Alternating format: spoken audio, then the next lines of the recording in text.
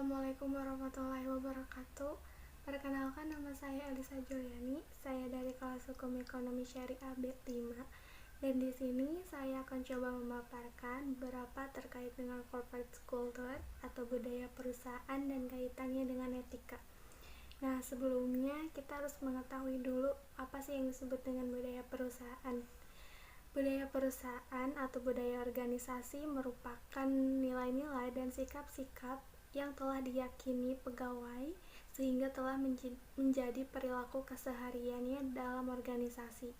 Nah, sikap-sikap dan nilai-nilai inilah yang akan mengkristal dalam organisasi tersebut yang menuntun pegawai untuk berperilaku sesuai dengan sikap dan juga nilai yang telah diyakininya. Nah, di sini juga dikatakan bahwa budaya organisasi adalah filosofi dasar organisasi yang memuat keyakinan, norma, dan nilai-nilai bersama yang menjadi karakteristik inti tentang bagaimana cara melakukan sesuatu di dalam organisasi. Dan yang kedua juga dikatakan bahwa budaya organisasi itu sebagai makna beserta yang diterapkan di dalam organisasi juga haruslah kondusif dan juga kuat sehingga dapat mendorong karyawan untuk bekerja dengan baik dan menciptakan standar dan juga nilai-nilai yang baik.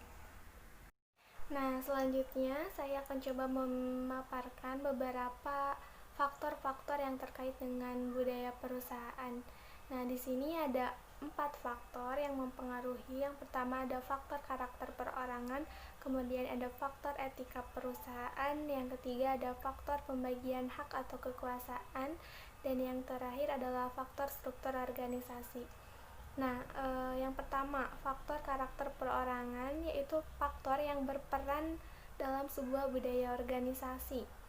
Nah, di mana individu yang berada dalam organisasi tersebut, setiap perusahaan memiliki budaya dan juga nilai karakteristik yang berbeda-beda.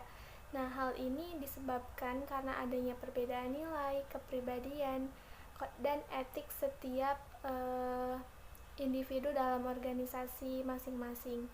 Nah, kemudian yang kedua, faktor etika perusahaan. Nah, perusahaan yang baik adalah perusahaan yang memiliki etika yang baik juga, baik itu terhadap pelanggan atau sesama karyawan. Nah, etika perusahaan di sini meliputi moral, kepercayaan, dan aturan yang menjaga kestabilan hubungan dengan sesama anggota organisasi. Dan kemudian yang ketiga adalah faktor pembagian hak atau kekuasaan. Nah, pembagian hak dalam sebuah organisasi yaitu hak untuk memakai sumber-sumber yang ada di dalam organisasi tersebut. Nah, kemudian yang terakhir adalah faktor struktur organisasi, yaitu struktur organisasi adalah sistem formal tentang tugas dan hubungan kekuasaan yang digunakan untuk mengatur jalannya perusahaan atau organisasi tersebut. Nah, perbedaan dalam pemilihan struktur organisasi tentunya akan menyebabkan perbedaan nilai budaya juga.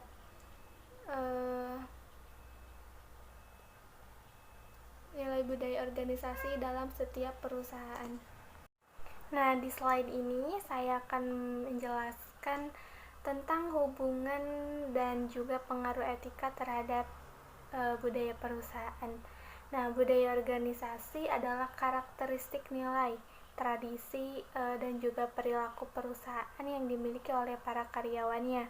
Nah, kemudian etika kerja diartikan sebagai konsep tentang kerja atau paradigma kerja yang diyakini oleh seseorang atau sekelompok orang sebagai sekelompok orang sebagai baik dan benarnya yang diwujudkan melalui perilaku kerja mereka dengan ciri khas. Kemudian hubungan etika dengan budaya etika juga bagian dari kompleksitas unsur-unsur kebudayaan karena di dalamnya terdapat sekali banyak unsur-unsur seperti norma, sistem nilai, kepercayaan, filsafat, kesenian, ilmu pengetahuan, ekonomi, cita rasa, dan masih banyak yang lainnya. Nah, hal itu dianggap sebagai contoh yang dapat memperjelas persoalan kebudayaan.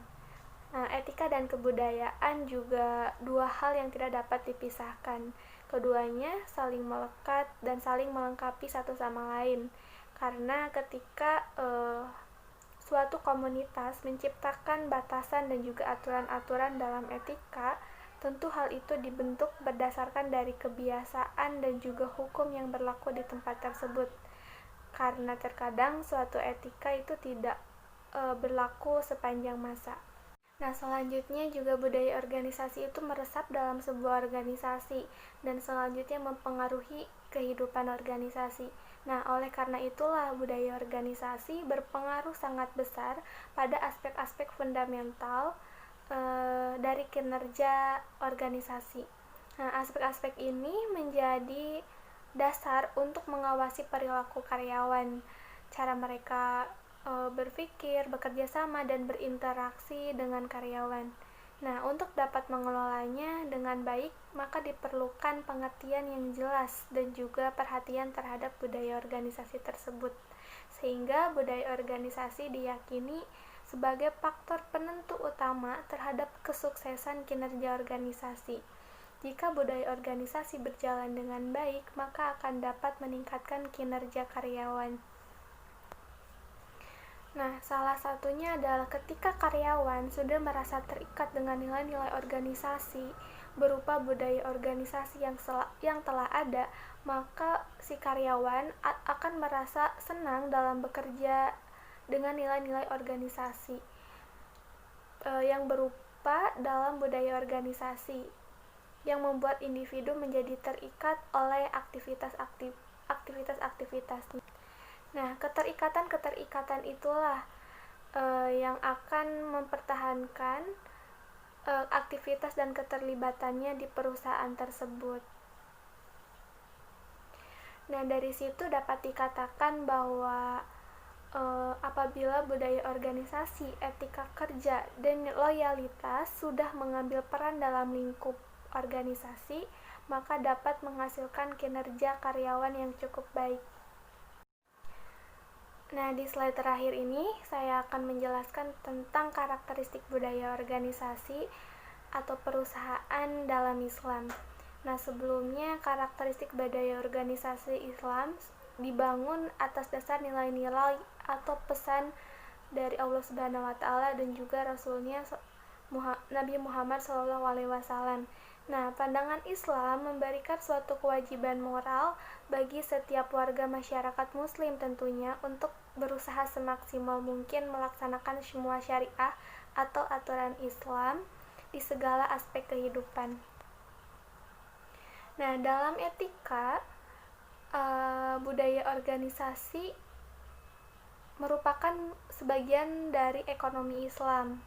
Nah, tidak lepas juga dari konsep-konsep Islam atau syariah yang harus dilaksanakan dalam bidang tersebut. Nah, karakteristik budaya organisasi Islam dapat meningkatkan kinerja organisasi. Apa saja sih yang menjadi karakteristik itu? Di sini yang pertama saya akan menjelaskan bahwa bekerja merupakan salah satu pelaksanaan fungsi manusia sebagai khalifah, di mana manusia diciptakan untuk bisa memimpin dirinya sendiri sebagai khalifah yang mampu mengarahkan amal perbuatan manusia dan menciptakan kebaikan dan juga kemaslahatan di muka bumi ini. Dan kemudian yang kedua, bekerja merupakan ibadah. Nah, berangkat dari fungsi umat Islam sebagai khalifah dan pembawa rahmat lil alamin, maka perlulah seorang muslim bertanggung jawab terhadap pengelolaan isi bumi dan segala isinya. Oleh karena itu, manusia mengolah isi bumi menjadi penting bagi seorang muslim dengan tercukupinya keperluan hidupnya. Nah, bekerja merupakan ibadah. Nah, sebagai seorang muslim, bekerja sama artinya dengan mengaktualisasikan salah satu ilmunya Allah Subhanahu wa taala yang telah diberikan kepada manusia. Kemudian karakteristik yang ketiga adalah bekerja dengan asas maslahat dan juga manfaat. Artinya seorang muslim dalam menjalankan proses bekerjanya tidak semata-mata karena keuntungan maksimum untuk memperkaya dirinya atau menumpuk aset kekayaannya, tetapi juga seberapa penting manfaat atau keuntungan tersebut atau kemaslahatan kepada masyarakat. Kemudian karakteristik yang keempat adalah bekerja dengan mengoptimalkan kemampuan akal. Seorang pekerja muslim harus menggunakan kemampuan akal pikirnya atau kecerdasannya. Nah, profesionalitas di dalam mengolah sumber daya. Oleh karena itu, faktor produksi yang digunakan untuk menyelenggarakan proses produksi sifatnya tidak terbatas. Manusia perlu berusaha mengoptimalkan kemampuan yang telah diberikan oleh Allah Subhanahu wa Ta'ala. Kemudian karakteristik yang kelima yaitu bekerja penuh dengan keyakinan dan juga optimistik. Seorang muslim yakin bahwa apapun yang diusahakannya sesuai dengan ajaran Islam tidak membuat hidupnya menjadi kesulitan. Hal itu disebutkan dengan firman Allah Subhanahu wa Ta'ala yang artinya, dialah yang menjadikan bumi itu mudah bagi kamu, maka berjalanlah di segala penjurunya dan makanlah sebagian dari rezekinya, dan hanya kepadanya lah kamu kembali setelah dibangkitkan. Nah, itu adalah penjelasan tentang karakteristik yang kelima. Mungkin saya cukupkan, kurang lebihnya mohon maaf jika ada salah perkataan ataupun perbuatan. Terima kasih. Wassalamualaikum warahmatullahi wabarakatuh.